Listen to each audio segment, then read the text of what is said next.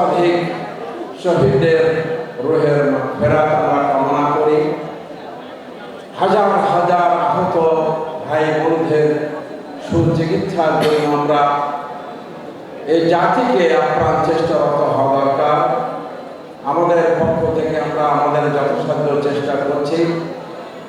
প্রিয় ভাইরা, কিন্তু আমি আপনাদের বলতে চাই যে বৈষম্য বিরোধী আন্দোলন এই জাতির সামাজিক জীবনের, অর্থনৈতিক জীবনের, রাজনৈতিক জীবনে তথা জীবনের সকল ক্ষেত্রে বৈষম্য যদি আমরা দূর করতে না পারি, আগামী দিনে যদি আমরা জাতি গঠন করতে না পারি, দেশ গঠন, সমাজ গঠন, এক্ষেত্রে যদি আমরা পজিটিভ রোল প্লে করতে না পারি, তাহলে এই হাজার ছাত্র জনতার এই আত্মত্যাগ এটা বৃথা চলে যাবে।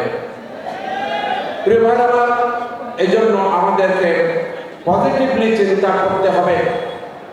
যেই ত্যাগ এবং কোরবানির বিনিময়ে আমরা আমাদের দেশটাকে আগামী দিনে এমনভাবে আমরা গঠন করতে চাই যেন 18 কোটি জনগণকে যেন আমরা ঐক্যবদ্ধ করে এই জাতিকে আমরা সকল প্রকার জুলুম, শোষণ, অবিচার, অত্যাচার, অনাচার, দুর্নীতি, দুঃশাসন থেকে মুক্ত করে এই জাতিকে আমরা বিশ্বের মুখে মর্যাদাবান জাতিতে আমরা পরিণত করতে চাই। প্রিয় ভাইরা, আসলে তার জন্য দরকার একটি ইসলামী সমাজ।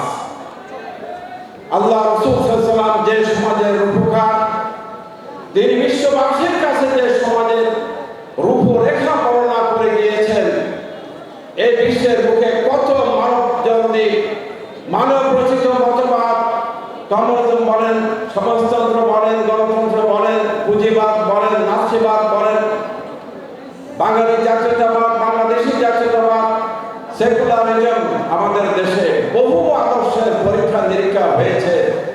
54 বছর ধরে এদেশের জনগণ বিভিন্ন আদর্শের পরীক্ষা দিয়েছে, কিন্তু কোন আদর্শ জাতিকে মুক্তি দিতে পারেনি, বরং দিয়েছে বারবার এই দেশ স্বৈরাচারের দ্বারা আক্রান্ত হয়েছে। আর এই জাতিকে বারবার রক্ত দিয়ে স্বৈরাচার মুক্ত করতে হয়েছে।